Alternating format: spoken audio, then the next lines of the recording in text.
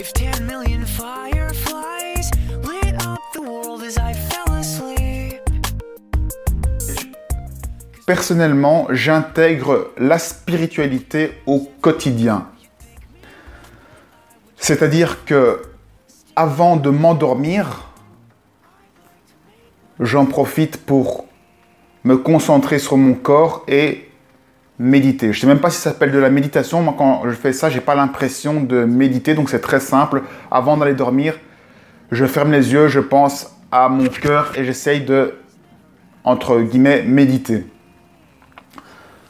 Quand je suis dans une file d'attente, quand je marche seul, j'essaye de méditer. Donc, pour la partie méditation, j'essaye vraiment d'exploiter les moments de la journée classique où je ne fais rien, où j'ai rien à faire pour méditer. Je ne prends pas du temps en plus pour m'asseoir sur une chaise et méditer. Ça, je n'aime pas faire et donc je ne le fais jamais. D'un autre côté, il y a le travail sur soi qui peut se faire aussi en permanence. Lorsque vous entrez en interaction avec les gens, je vais parler pour moi, lorsque moi j'entre en interaction avec les gens, j'essaye toujours au moment de l'interaction de vivre l'interaction directement et aussi en même temps d'avoir une prise de distance par rapport à ce qui se passe, analyser ce qu'il y a derrière les mots, voir l'énergie qu'il y a derrière les gens qui nous parlent et prendre vraiment de la distance pour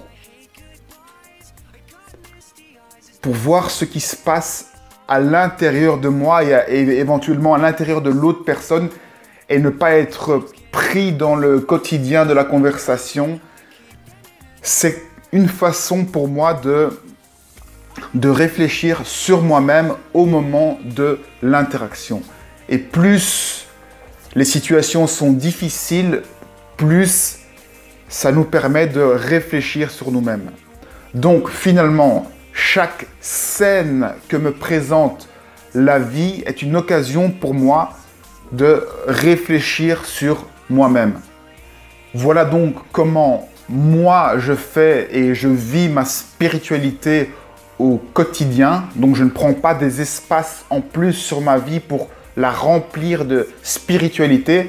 J'ai l'impression que le fait de tout d'un coup passer tout son temps dans la spiritualité et de s'asseoir sur une chaise et d'attendre, j'ai plus l'impression que c'est une fuite, que c'est un isolement. Et pour moi, plus on est en contact avec les gens, plus on peut évoluer rapidement dans la spiritualité, totalement donc à l'inverse de ceux qui s'isolent. Maintenant, ceux qui s'isolent peuvent avoir une très bonne raison de le faire pour développer certains aspects, ou bien si vous avez un niveau très élevé, peut-être que vous isoler permet d'aller dans d'autres dimensions et faire des choses encore plus exceptionnelles. Moi, je parle pour mon cas. Pour mon cas, je suis sûr que m'isoler, ce serait de la fuite.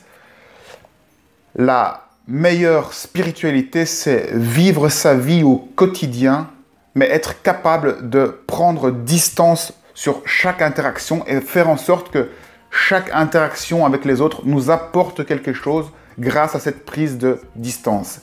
Et encore, exploiter chaque moment de la journée pour se détendre. Moi, j'essaye de me détendre le plus souvent, à tous les moments de la journée, quand je marche, quand je suis en interaction avec les gens, j'essaye d'être le plus détendu et c'est déjà des sensations et un effort merveilleux.